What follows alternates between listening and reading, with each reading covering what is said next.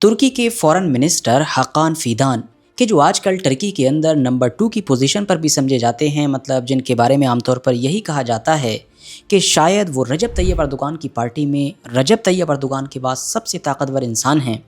उन्होंने आज से कुछ महीने पहले इसराइल को लेकर एक बहुत अहम बात कही थी। उन्होंने कहा था कि इसराइल एक ऐसी ताकत है कि जो बिना दुश्मन के कभी रह ही नहीं सकता है, मतलब उसको हर हाल में एक दुश्मन चाहिए ही होता है।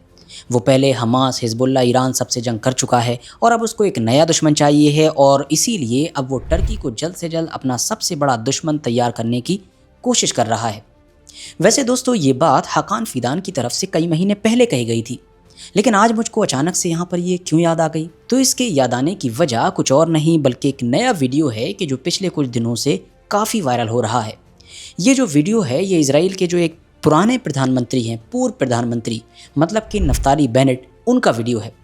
अब इस वीडियो में इन्होंने ऐसा क्या कहा है और इसको लेकर इतनी ज़्यादा चर्चाएं क्यों हो रही हैं, ये सब तो हम बात करेंगे, मगर उससे पहले आप लोग ज़रा खुद से उस वीडियो को देख लीजिए। קטר מפעילה את אל-ג'זירה, שזה הסרטן הרעל הנורא ביותר שפוגע בנו. אני אומר משהו, קטר היום להערכתי יותר מסוכנת לנו מאיראן. למה? כי איראן לפחות כולם יודעים, אומרת נשמיד את ישראל. קטר היא מגיעה למקומות להשפעה באוניברסיטאות בארצות הברית, ושנייה, והכי חשוב, למקום המקודש ביותר לביטחון ישראל, שזה לשכת ראש ממשלת ישראל, ואם לא תגדיר אותם אויב, אתה לא יכול לטפל בזה. שינויים, אנחנו לא רוצים להנהגה.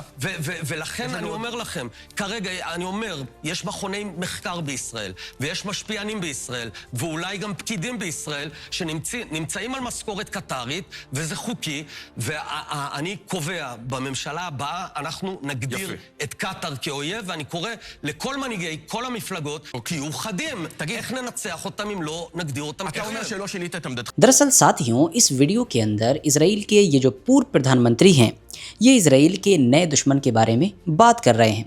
नहीं, नया दुश्मन कहना ठीक नहीं होगा, बल्कि ये कहना बेहतर होगा कि मौजूदा दौर में इनके मुताबिक इसराइल का जो सबसे बड़ा दुश्मन है, ईरान से भी बड़ा दुश्मन है, ये उसकी बात कर रहे हैं। और जानते हैं वो दुश्मन कौन है? वो है कतर। जी हाँ, वही कतर जो हमको दुनिया के नक्शे में इतना सा नज़र आता है।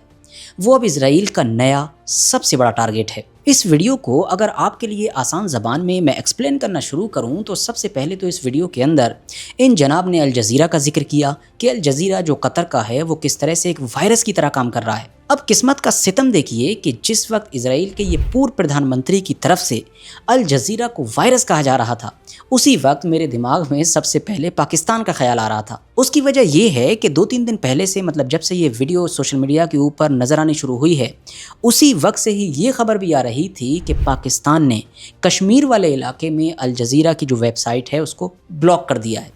जी हाँ, वही पाकिस्तान के जो अपने आप को मुस्लिम उम्मा का मुहाफिज कहता है और पूरी मुस्लिम दुनिया के अंदर इकलौता न्यूक्लियर पावर होने का घमंड भी दिखाता है, उसी पाकिस्तान ने कश्मीर के उस ख़ास इलाके में अल जज़ीरा को ही ब्लॉक कर दिया कि जो कश्मीर का इलाका उनके मुताबिक वो आज़ाद कश्मीर कहते हैं और हमारे मुताबिक उसको POK, मतलब कि पाकिस्तान ऑक्यूपाइड कश्मीर कहा जाता है। अब पाकिस्तान ने ये जो अल जज़ीरा की वेबसाइट को ब्लॉक किया था, इसका रीज़न सिंपल था कि क्योंकि कश्मीर के अंदर जो कुछ भी वहाँ की मिलिट्री, वहाँ का एडमिनिस्ट्रेशन कर रहा था, अल जज़ीरा ने वो सब कुछ दिखाना शुरू कर दिया था।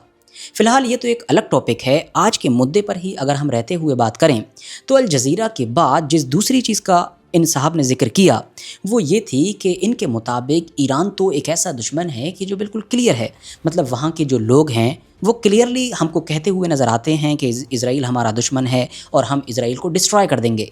मगर जो कतर है वो ऐसा नहीं है।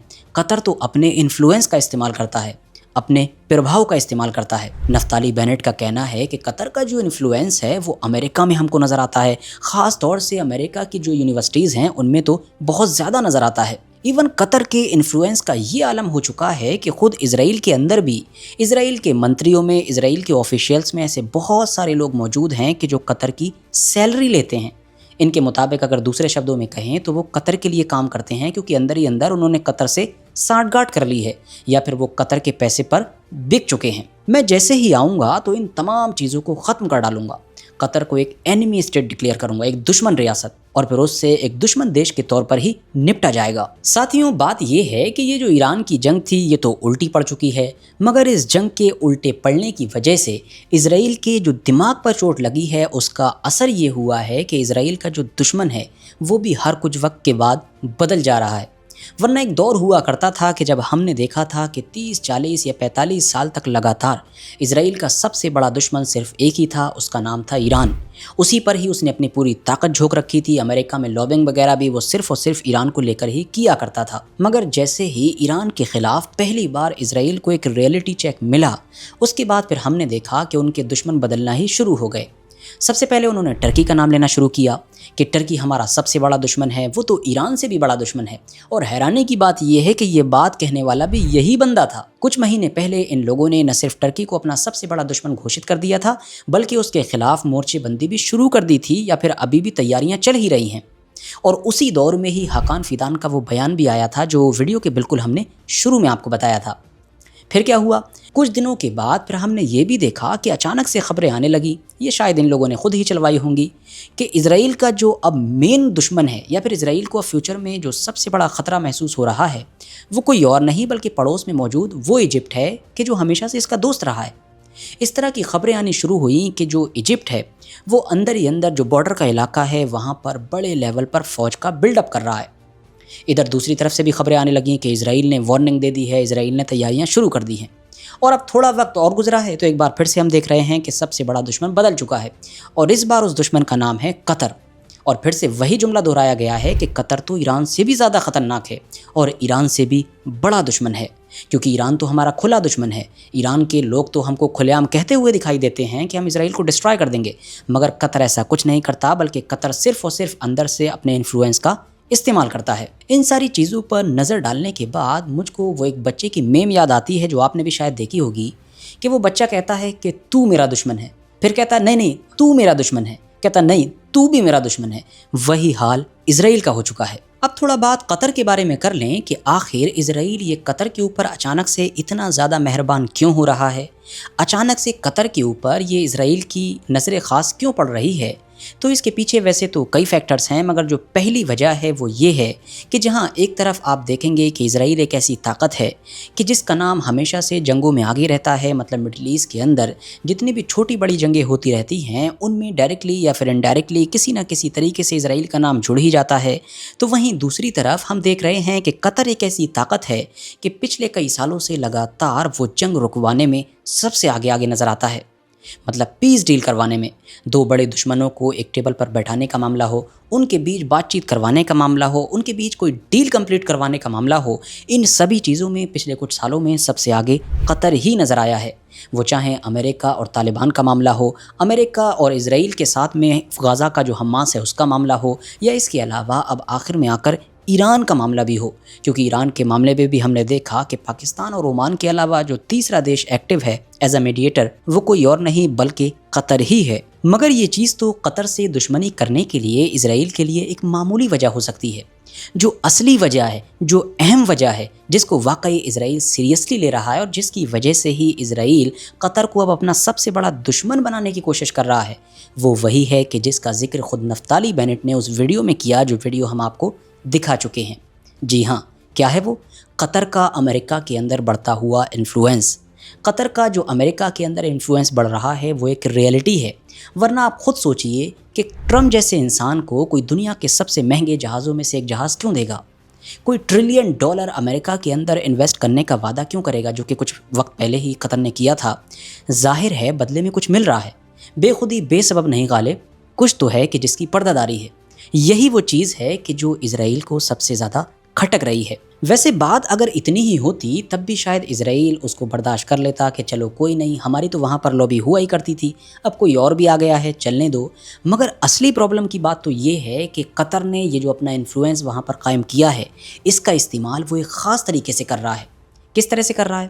وہ اس طرح سے کر رہا ہے کہ جہاں ایک طرف جو اسرائیل کی لابی ہے جو لمبے وقت سے وہاں ایکٹیو ہے، وہ عام طور پر جو بڑی بڑی جنگیں ہوتی ہیں دنیا میں ان کے لیے لابنگ کرتی ہے کہ امریکہ وہاں پر حملہ کر دے، امریکہ کے لیے بہتر ہوگا کہ وہ اس کے خلاف حملہ کر دے، اس رجیم کو گرا دے۔ ایسے ہی کبھی کبھی وہ اس چیز کے لیے لابنگ کرتی ہیں کہ اسرائیل کو فلاں فلاں ہتھیار دینے چاہیے، اسرائیل کی مدد کرنی چاہیے کہ وہ فلاں جگہ پر نیا آپریشن شروع کر دے، مطلب ہر جگہ پر وار کو شروع کروانے کے لیے یا وار سے جڑا ہوا کوئی انیشیٹو لینے کے لیے۔ مگر دوسری طرف یہ جو قطر ہے یہ کیا کر رہا ہے؟ اس کی جو وہاں پر لابنگ ہے وہ اسی چیز میں ہو رہی ہے جس کے لیے یہ جانا جاتا ہے، مطلب جنگوں کو بند کروانے کے لیے، یا دوسرے شبدوں میں کہیں تو خاص طور سے مڈل ایسٹ کے اندر ڈی ایسکلیٹ کرنے کے لیے۔ جیسا کہ لگاتار آنے والی رپورٹس ایران کے بارے میں بھی یہ ہم کو کلیئر کرتی آئی ہی ہیں کہ یہ جو مڈل ایسٹ میں ایران کے خلاف ٹرمپ کا موڈ اوپر نیچے ہوتا رہتا ہے، کبھی اچانک سے وہ بندہ دھمکی دینے لگتا ہے کہ میں سب سے بڑا حملہ کر دوں گا، پوری سویلائزیشن کو مٹا دوں گا، تو کبھی اچانک سے کہتا ہے کہ ارے میں تو ڈیل کرنے کے لیے تیار ہوں، وہ بھی ڈیل کے لیے بھیک مانگ رہے ہیں۔ ان ساری چیزوں میں رپورٹس بتاتی ہیں کہ قطر کا بڑا رول ہے، مطلب کئی بار ایسا ہوا ہے کہ قطر نے امریکہ کے اندر موجود اپنے انفلوئنس کا استعمال کرتے ہوئے ڈونلڈ ٹرمپ کو جنگ کو اور بھی زیادہ پھیلانے سے روکا ہے۔ اب 100 باتوں کی ایک بات یہ ہے کہ قطر کا بڑا ہوا یہی انفلوئنس اسرائیل کو اپنے فیوچر کے لیے خطرہ محسوس ہو رہا ہے، کیونکہ امریکہ کے اندر اسرائیل کی جو لابی ہے جو پچھلے کئی دشکوں سے وہاں پر اچھی طریقے سے ایکٹیو تھی، وہ عام پبلک کا سپورٹ تو کھو ہی چکی ہے غزہ کی وجہ سے، مگر پھر بھی وہاں کا جو سسٹم ہے اس میں ابھی بھی وہ اتنی ہی مضبوطی کے ساتھ ٹکی ہوئی ہے، ابھی بھی وہ سارے کام کروا سکتی ہے کہ جو وہ پہلے سے کرواتی آئی تھی، کیونکہ پولیٹیشینز چاہتے یا نہ چاہتے ہوئے بھی اسی لابی کی سنتے ہیں۔ مگر اب کیا ہوا ہے؟ اب یہ ہوا ہے کہ وہاں پر قطر جیسے دیش کی ایک لابی بھی پیدا ہو گئی ہے، وہ بھی ایک ایسی لابی کہ جو اس کے اپوزٹ کام کر رہی ہے، مطلب جو کچھ یہ کرنے کی کوشش کر رہے ہیں وہ اس کو کاؤنٹر کر رہی ہے۔ اب جب صورتحال ایسی ہوگی تو پھر ان تمام چیزوں کا نتیجہ کیا نکلے گا یہ آپ خود سمجھ سکتے ہیں۔ باقی اس پورے معاملے پر آپ لوگوں کی جو بھی رائے ہو کامنٹس باکس میں دے سکتے ہیں، مگر ہاں جاتے جاتے ایک کام ضرور کریں، نیچے موجود جو لال بٹن ہے اس کو دبا کر اس چینل کو سبسکرائب کر لیں، تاکہ اس ویڈیو کے بعد اگر آپ لوگ دوبارہ سے ہم سے ملنے کے لیے نہ بھی آئیں تو ہم خود سے ایک نئی ویڈیو کے ذریعے سے آپ لوگوں سے ملاقات کرنے کے لیے ضرور پہنچ جائیں۔ باقی آج کا ہمارا یہ ویڈیو دیکھنے کے لیے بھی آپ کا بہت بہت شکریہ۔